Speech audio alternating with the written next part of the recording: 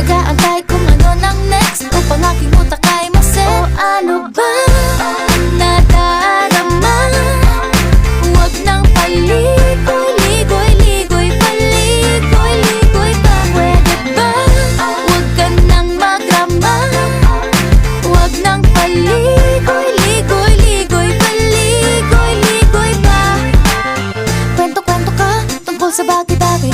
Pag-usapan naman natin tayo medyo bagay. Ngunit mabagal ka, di mo maisipin sa bagay. Kunting tiis na lang, malapit na akong magbabay. Ano ka ba naman? Ganyan-ganyan na lang.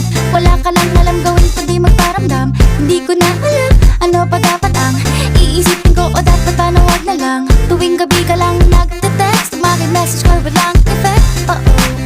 Nag-aantay